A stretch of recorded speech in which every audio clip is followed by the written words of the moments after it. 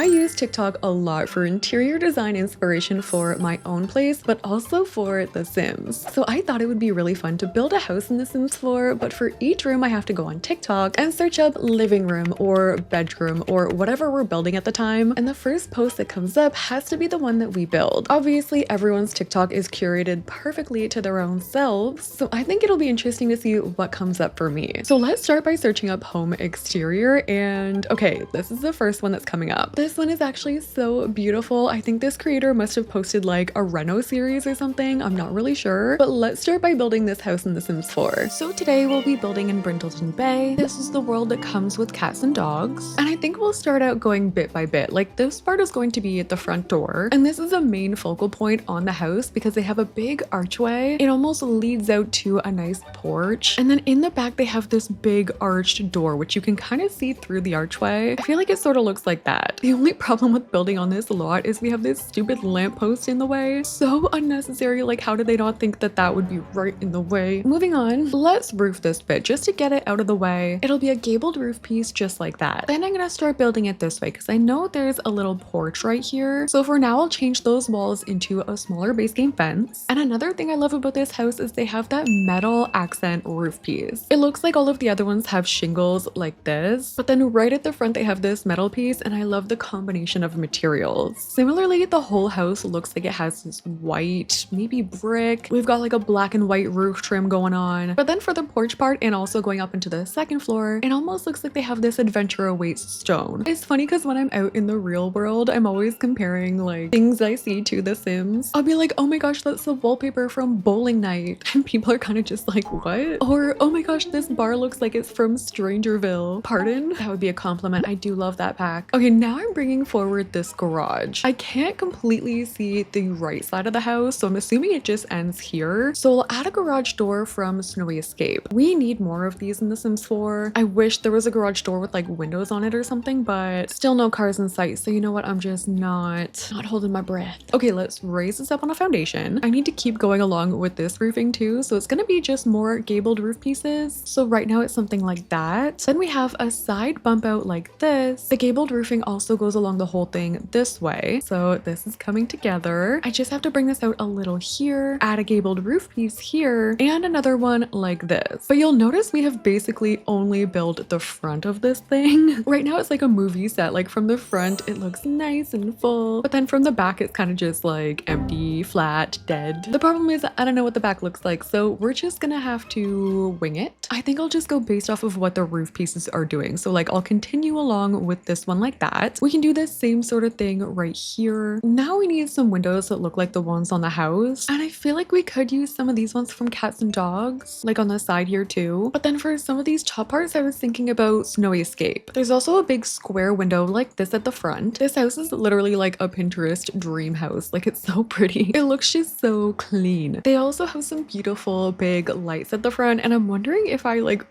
make these bigger from cottage living. Does that look insane? I think it kind of does. I do like a big exterior light, but I feel like that might be pushing it. And then another thing I'm noticing is at the top of some of the roof peaks, they have this little diamond design, and I feel like that is actually maybe like a brick design at the top. That's gonna be really hard to replicate in The Sims. So what I'm gonna do to try and mimic it is use these. These are corbels from Get Together. I'm just gonna shrink them so they're really small, and I'm gonna put them in that diamond shape. I mean, from afar, maybe it could pass, but then if you turn to the side, you can tell we're catfishing. It's like those weird Sims TikToks where they'll make a normal looking Sim from the front and then they turn them to the side and it's still beautiful. Maybe if I make these a little smaller, ooh, I don't know, that might be as good as we're gonna get. There is a bench at the front. I don't see the mailbox anywhere, but I am just gonna stick this one over to the side. This driveway is also gonna be an issue. We need to fix this. No one's car is gonna get up there, so we are gonna have to use a half gabled roof, and I just like to place it when I'm doing driveways like kind of close to the door. You bring in the adjusters on the side and then cover the driveway space with it. Bring that in, and then we're just going to use Alt on the keyboard to lower it, so it's going to be at the perfect height of the door. And then holding Shift on your keyboard, you can grab hold of this little anchor and pull it all the way down. Holding Shift will just move that side, it won't move both sides, if you know what I mean. And then we have a little makeshift ramp driveway. I'm going to go in and add some roof paint on there just to sort of match the flooring, and then we can go in with landscaping on the side to sort of hide it. They have this really nice